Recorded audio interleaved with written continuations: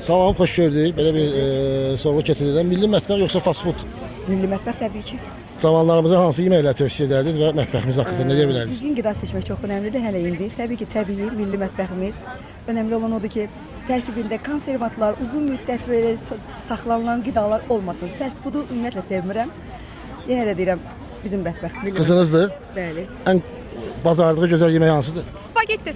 Çünki asandır. Makaron. Makara. Çox sağ olun. Milli mətbəx hədiyyə. Minnətdaram.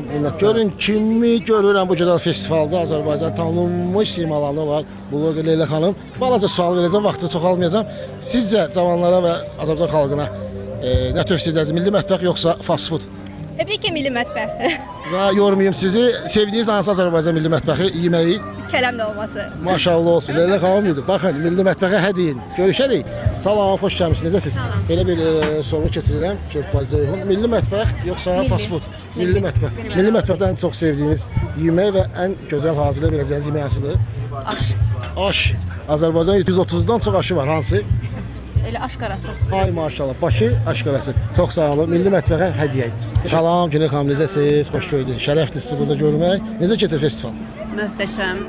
Hər kəs gəlib bizim stendlərlə yaxından tanış olurlar. Xüsusən də Şərq restoranı. Şərq restoranı milli mətbəximizdən ibarətdir. Möhtəşəm yeməkləri. Görürsünüz ki, gələn qonaqlar da hər biri dadından zövq alır. Maşallah. Sizcə milli mətbəx yoxsa fast food? Əlbəttə ki, milli mətbəx. Əlbəttə ki. Tovuz Baltika. Buyurub gəlib yaralana bilərsiniz. Harda? Bulvarda. Gəl də. Sağ ol.